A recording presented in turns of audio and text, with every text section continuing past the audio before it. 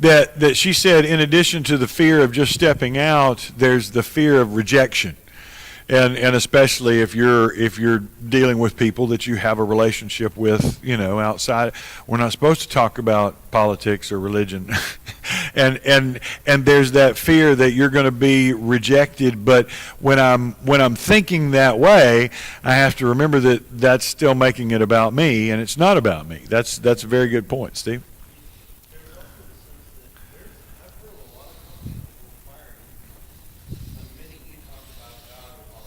Okay.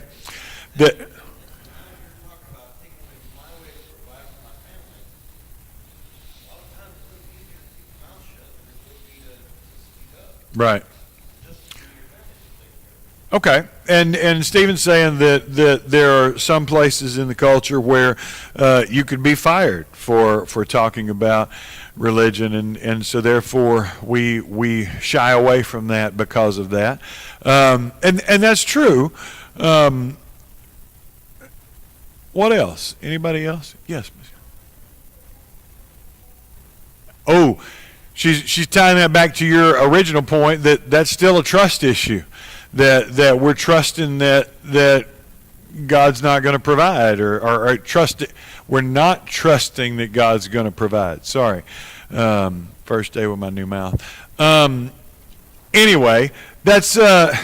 I think there's some things in here. David took Metheg Amah, and you read that and you're like, why are you telling me that? I don't care.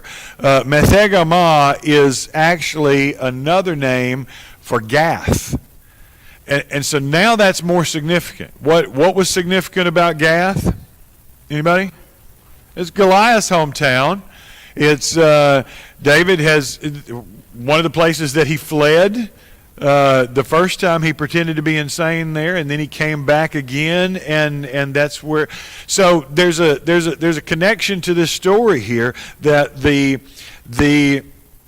things of the world, or the pagan things, Gath specifically, are now becoming the things of Israel that are under the umbrella of God. You see how that's. I think there's something significant there that this city that's been popping up in David's story multiple times is now under David's control because of God being with him. Keep going. He defeated Moab, forcing them down to the ground. He measured them off with a line. With 2 lines he measured off those to be put to death, and with 1 full line those to be kept alive. So the Moabites became David's servants and brought tribute. Now this one throws a lot of people, because I don't know if you remember, but first of all, David's great-grandmother, Ruth, was a Moabite. Second, he had in 1 Samuel 22 brought his parents to the Moabites to be kept safe. That's 1 Samuel 22, and so his almost cruelty here sparks some debate and discussion. The Bible doesn't tell us. Okay. The tradition, the rabbinic tradition, is that the Moabites either did not protect or killed his parents. Now, this is rabbis' traditions and stories. This is not Scripture. The Bible does not tell us what happened. But the rabbis had a story that, depending on which rabbi you listen to, either the Moabites did not protect David's parents, or they killed David's parents, or they offered them up to Saul, and therefore that's why this reaction is so visceral or seemingly over the top. Now, we don't know. We don't know if any of that's true or not. And really it doesn't change the story one way or the other. It's just one of those interesting curiosities that we want to bring up. Keep going. David also defeated Hadadezer, and I'm probably butchering that, so don't feel bad if you butcher names, the son of Rehob, king of Zobah, and he went to recover his territory at the river Euphrates. David took from him 1,000 chariots, 700 horsemen, and 20,000 foot soldiers. Also, David hamstrung all the chariot horses, except that he spared enough of them for 100 chariots. When the Syrians of Damascus came to help Hadadezer, king of Zobah, David killed 22,000 of the Syrians. Then David put garrisons in Syria of Damascus, and the Syrians became David's servants and brought tribute. The Lord preserved David wherever he went, and David took the shields of gold that had belonged to the servants of Hadadezer and brought them to Jerusalem. Also from Batah and from Berothai, cities of Hadadezer, King David took a large amount of bronze. This is significant for a couple of reasons and easily overlooked. Way back in Genesis, God had made a promise to Abraham that his land would extend to the great river Euphrates. This is that coming to pass now. There's something significant here, but that especially that it follows the covenant. Are you with me? Well, the placement of these stories, we don't know that they happened right at this moment, or that it could have been that they're bringing it. We don't know, but the point is, it's kind of evidence for the faithfulness of God, and God's working in and through and for David. You'll read commentaries that'll talk about David taking the gold to the temple. The temple doesn't exist yet, but he is already making that storehouse. He doesn't know, God's told him, you're not going to build me a house, your descendant's going to build a house. And David's not thinking about Jesus. David's thinking about his child. And at this point, he's not even thinking of the right child, because that child hadn't been born yet either. But he's already thinking, we're going to save this gold, we're going to save this bronze, because he takes these things and devotes them to God. It's not like it goes into his coffers or to build up his own temple. Keep going. When Toi, king of Hamath, heard that David had defeated all the army of Hadadezer, then Toi sent Joram, his son, to King David to greet him and bless him, because he had fought against Hadadezer and defeated him. For Hadadezer had been at war with Toi. And Joram brought with him articles of silver, articles of gold, and articles of bronze. King David also dedicated these to the Lord, along with the silver and gold that he had dedicated from all the nations which he had subdued, from Syria, from Moab, from the people of Ammon, from the Philistines, from Amalek, and from the spoil of Hadadezer, the son of Rehob, king of Zobah. And David made himself a name when he returned from killing 18,000 Syrians in the valley of Salt.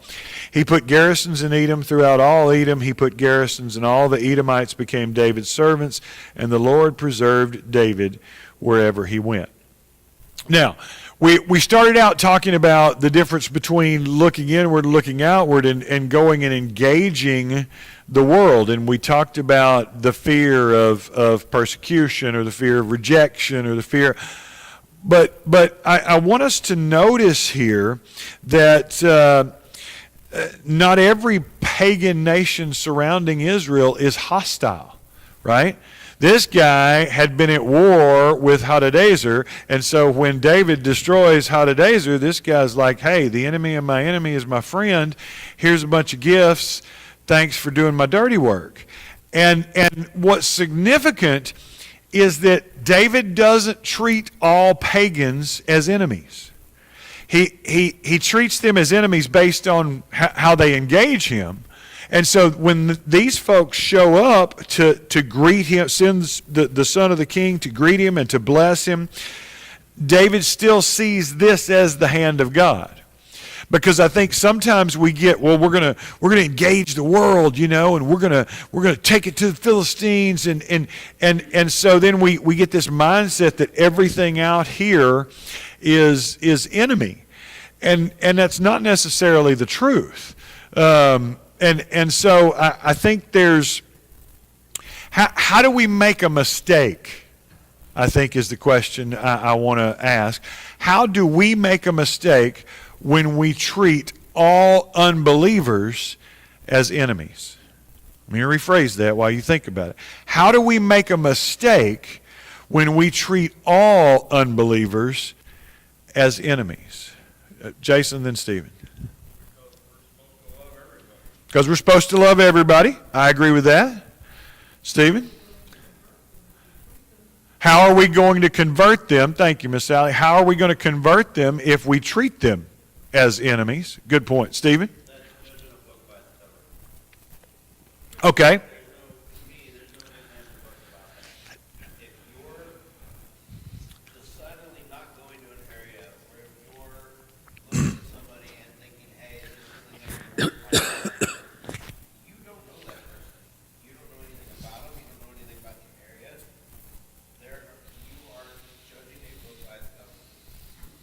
Okay, that's judging a book by its cover. That's just merely taking everything at surface value and not engaging them as people.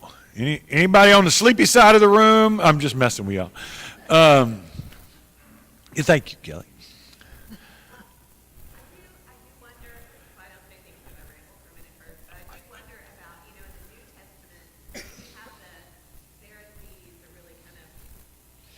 Right. But we only see a snapshot of them. We don't see them later in life, after the resurrection, after all these things happened, and we hope that they had a change of heart. And, became part of the church at that point. And so I think not being able to see someone's full timeline, maybe the snapshot, they are your enemy. But you don't know who they were in the past, what they're living in right now, and who they're going to be in the future. And so when you treat everybody as who they are at that moment, you meet them in the drive-thru line or whatever, you don't know the full circumstances. Good point. That and I'm not going to do a really good job at restating it, but that when we treat those unbelievers that we don't know as enemies, we don't know their full story. We don't know where they've been, and we don't know what God's doing to them. And you may be, I'm going to add to what you said, but you may be the person that God's trying to bring into their life to start that transformation, or it's like when Ananias received the vision. There's a guy who is killing and imprisoning Christians, and I want you to go see this guy. I'm just that wasn't in writing, and so you get that vision. You got to be like, was that really a vision, or was that milk spoiled I had last night? What's but you know what I'm saying. I'm kind of making a joke, but the truth is, I think it's remarkable that Ananias, back to Stephen's point about trust, just shows up because, once again, to Kelly's point, you look at Saul in that moment, and you would think this guy is the Antichrist. He is the worst thing to ever happen to believers, not knowing that God is preparing him to be the greatest preacher of the church since Jesus. You know what I'm saying? And so I think you're spot on there. There were other people trying to get in, and I was rambling. And so, anybody? Who'd I step on? Nobody? Okay, we can keep going. So then it gives us a brief description of David's administration. And this is housekeeping. I'll grant that. But, like I say all the time, why did the Holy Spirit think it important enough to preserve it? There's so much that we don't have preserved. Why is this here? So David reigned over all Israel, and David administered judgment and justice to all the people. And then it kind of gives key people in his cabinet, if you will. Joab, the son of Zeruiah, was over the army. Jehoshaphat, the son of Ahilud, was recorder. Zadok, the son of Ahitub, and Ahimelech, the son of Abiathar, were the priests. Sariah was the scribe. Benaiah the son of Jehoiada was over both the Cherethites and the Pelethites. There's some scholarly debates that perhaps this is telling us that Ahilud the recorder or Sariah the scribe are who actually wrote 2 Samuel. I don't know. It's possible, but there's no evidence of that other than this verse. What's interesting, we never got a list like this about Saul's government. You notice that? Saul never had, we never got anything like this. Now, is that because Saul didn't have a cabinet? Or is that because they were mostly ineffective and unimportant? It could be either one. I mean, Saul is so paranoid that he thinks, he's got to throw spears at the shepherd boy playing a harp in the corner of his room. I would think he would be pretty paranoid about having cabinet officials who might, you know what I mean? He throws a spear at his own son because he thinks he's trying to betray him. I can see his paranoia being to that level where he wouldn't have any advisors at all. I think there's something to be talked about here as far as the way we organize, because I think there's something to be said for organization. Now, that's why a lot of churches today have a couple of different models, but the most common is this pastor-led pyramid where there's a one guy up here and he's making all the decisions for everybody, and it kind of trickles down. And I don't buy that. I don't think that's healthy. I think that's why you see a lot of those eventually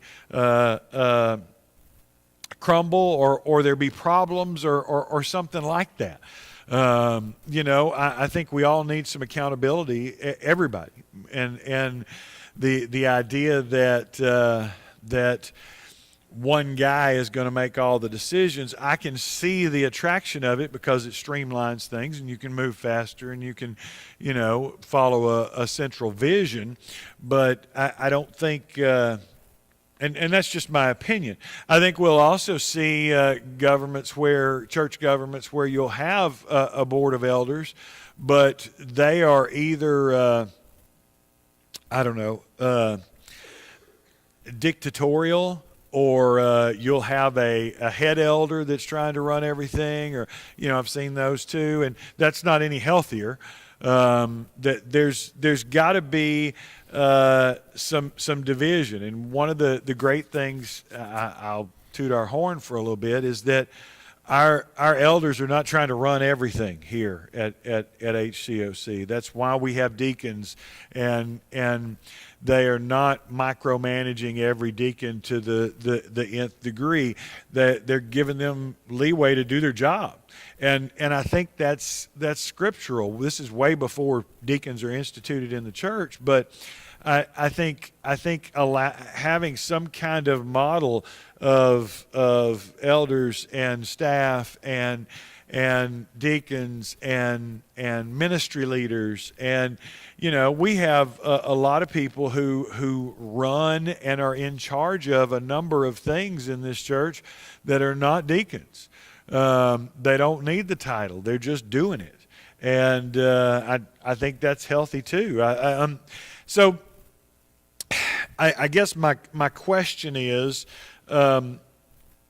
how does some form of organization, whether it be a elder staff, deacon, ministry leader model, or whatever model, help create a more efficient and effective ministry? And whether that's David and his cabinet here, or it's us today having some form of organization. It keeps things from getting to I don't know. What do you think, Steve? So, unless you're God, you can't do everything. There are not enough hours in the day for you to do everything that is needed in a church. At the same time, there are people in this church that I remember personally talking to than others. And I think that's kind of the point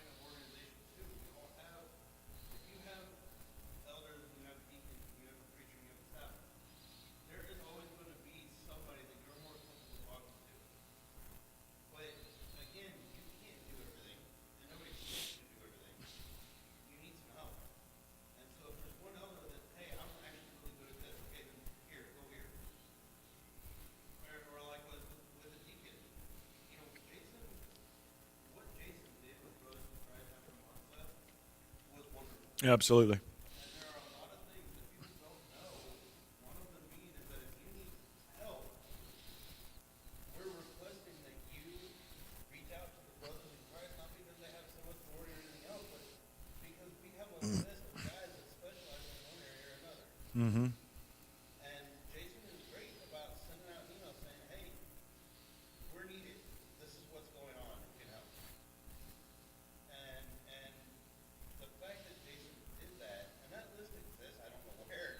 Don't ask me. No, nothing is accomplished without some form of nothing is accomplished without some form of order and organization, and so it's going to happen whether you want it to or not. I think there are lots of organizations that have some kind of hierarchy, and it just happens. You know, it's like playground. Somebody takes charge, and somebody else does, and it just happens.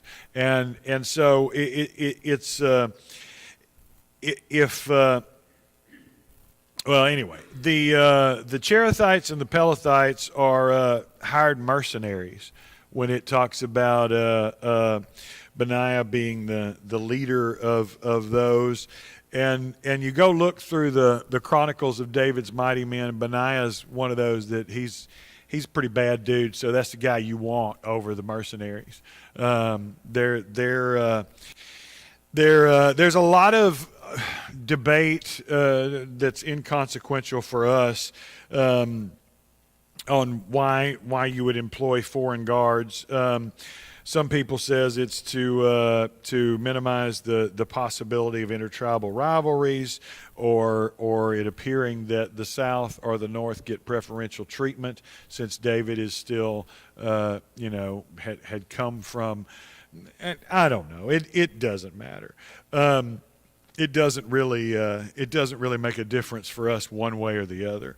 But I do think it's significant that it takes a moment to describe the order in the organization. I think there's something significant there. I really don't want to start Mephibosheth with 10 minutes left, but you know what? We're going to. Chapter 9.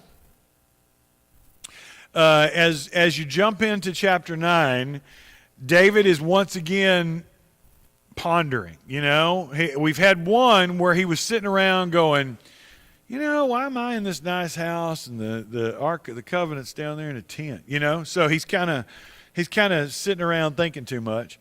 Now in chapter 9, David said, "Is there still anyone left of the house of Saul that I may show him kindness for Jonathan's sake?"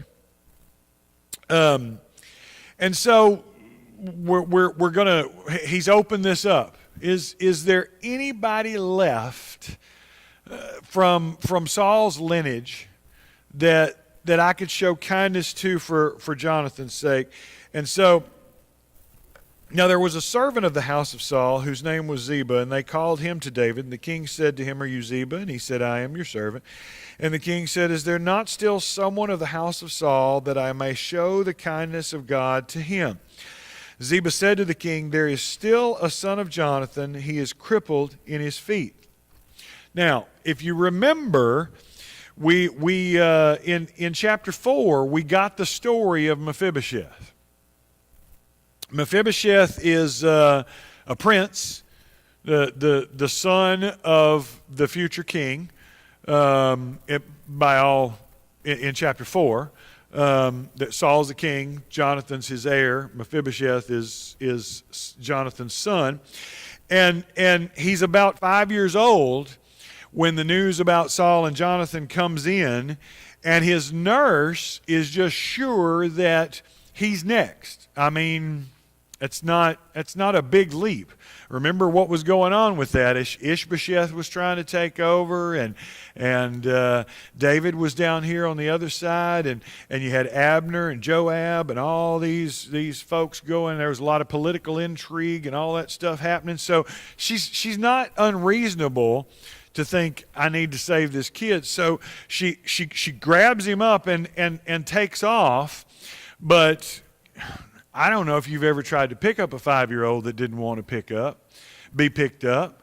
But you know, it's like herding monkeys, and so she drops him. Somehow, when she drops him, it broke his legs in such a way that they didn't heal. That's what we know. That's from 2 Samuel chapter 4, verse 4. He was 5 years old, and the news about Saul and Jonathan came from Jezreel, and his nurse took him up and fled. And as she fled in her haste, he fell and became lame, and his name was Mephibosheth. Now, some people will say that maybe he had some kind of birth defect, hence his nurse, and not his nanny or his... maybe. I'm afraid that's putting a little bit too much 20th century understanding on nurse, than they would have. But I can't say it's not true. It could be. It could be that he had some kind of birth defect, and so that made it easier that he would become crippled just from being dropped. Because you also know, if you've picked up 5-year-olds, they're pretty resilient. They bounce back pretty easy. And so but the truth is, if you, it would be easy, and we don't know Mephibosheth at this point. We don't know anything about it. But it would be easy to feel sorry for yourself. I mean, you were supposed to be king at one point, and now you're crippled, and I'm hoping his name was changed. That's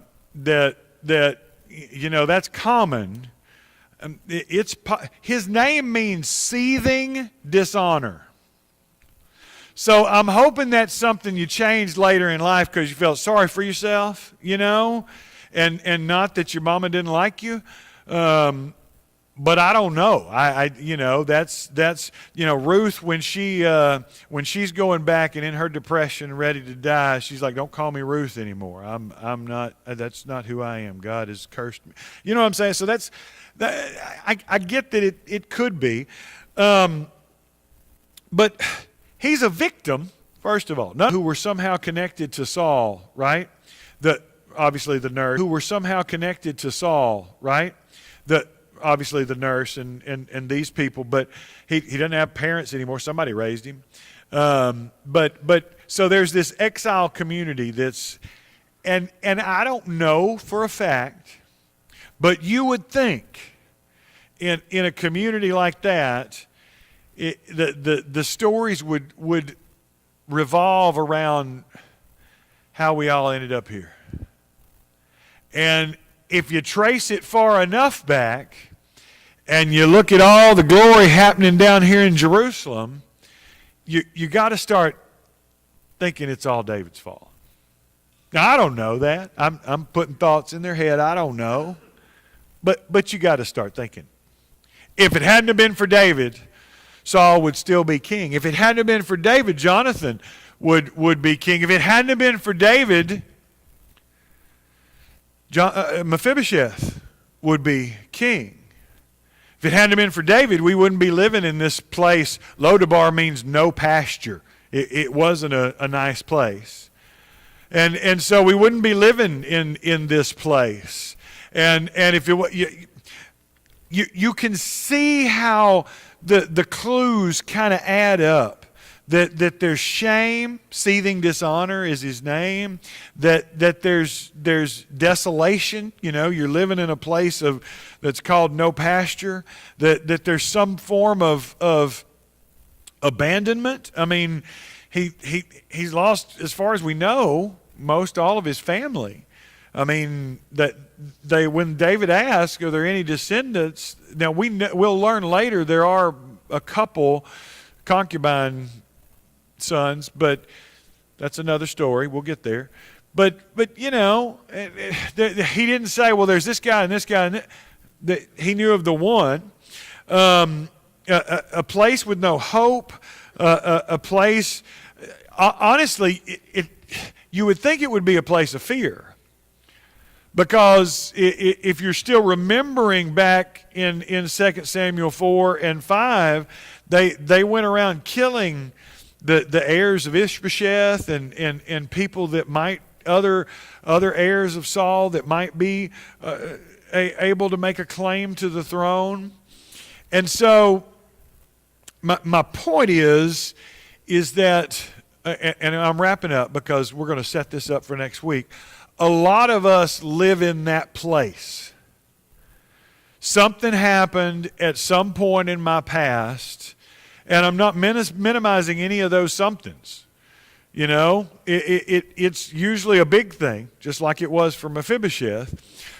But we end up telling ourselves stories, and we end up being victims, and we end up wallowing in the shame and the desolation, and knowing that other shoe is going to drop. You know, I got to feel like Mephibosheth, every time there was a knock at the door, would be afraid. They're finally here for me. That they finally come to eliminate all the... And whether it's true or not doesn't matter. If you believe it, this is your worldview, this is your life. Next week, we will dive into chapter 9, one of my favorite chapters, because it is one of the most beautiful pictures of grace that you will see, and it'll preach. I love to preach this, because when we live in that place of victimization and shame and desperation, God is just waiting to knock on that door and change everything. So, on that note, let's get ready for worship. We have about 14 minutes, and we'll be back in here for worship. Thank you.